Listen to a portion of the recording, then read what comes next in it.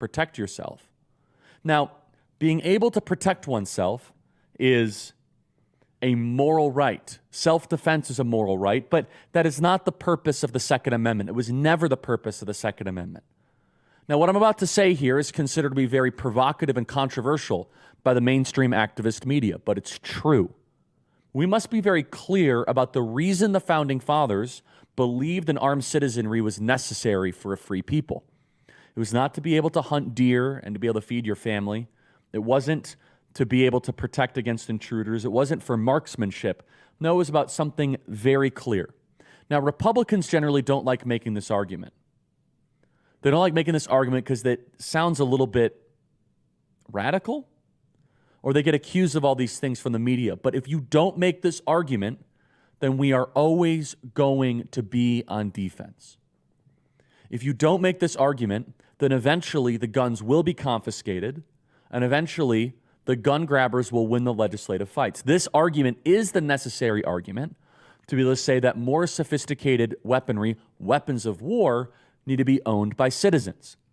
And we must be clear about it, and we must be willing to have an informed and hopefully reasonable conversation with detractors on why the Founding Fathers put the Second Amendment in the Bill of Rights, which, by the way, was inspired by the Virginia Declaration of Rights, passed and written by the great George Mason, and then was eventually adopted in 1791 through a ratification of states. The Constitution was written and ratified, and then the Bill of Rights was written and ratified.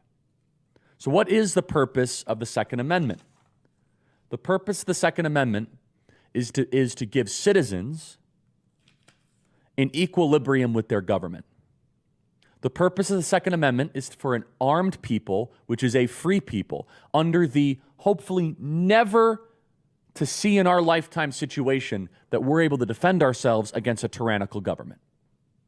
Now, the media calls us conspiracy theorists and calls us all sorts of names when we say this. Do you need any more evidence than what you saw the last couple of years with COVID of how important it is that people are able to defend themselves against a potentially tyrannical government? COVID lockdowns would have been far worse if it wasn't for the Second Amendment. We would have been closer to New Zealand or Australia because if only one side has the guns, they get to call all the shots. James Madison, we have a picture of James Madison here in our studio, the father of the United States Constitution, said, quote, "Always remember that an armed and trained militia is the firmest bulwark of republics, that without standing armies, their liberty can never be in danger, nor with large ones safe." Now, what is a militia? You see, militia gets misrepresented by the media as saying, oh, that's a trained force and only people in the military. Nope. George Mason, who inspired the Second Amendment, said, I ask, sir, what is the militia? Quote, "It is the whole people. To disarm the people is the best and most effectual way to enslave them." The Founding Fathers were clear that if you disarm a people, you enslave them. The purpose of the Second Amendment is to be able to protect all the other amendments.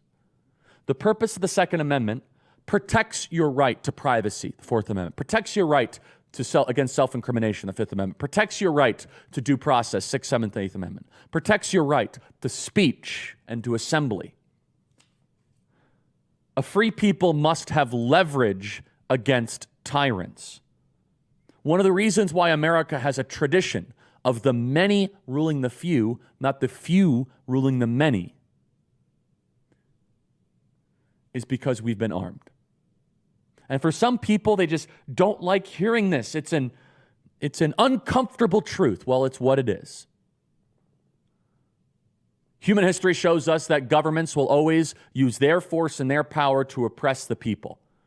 The side with the guns and the side with the power will be able to inflict tyranny on the people. But if there is some form of an equilibrium, then government knows there's a line they should not cross. The Second Amendment is the insurance policy. It's the safeguard. It is the bulwark against an authoritarian government to lock us down, to force vaccines on you, to force masks on you. to make you live a certain way. A Second Amendment protects your values against a potential authoritarian regime. A free people must have leverage. It is an ultimate check. It is the final failsafe. Now, mind you, I don't like talking about the potential failsafe of us having to go to protect ourselves against the government, but let's not fool ourselves. If the 20th century taught us anything, it's that graveyards multiply when people are disarmed. In order to ensure liberty, you must have an armed citizenry.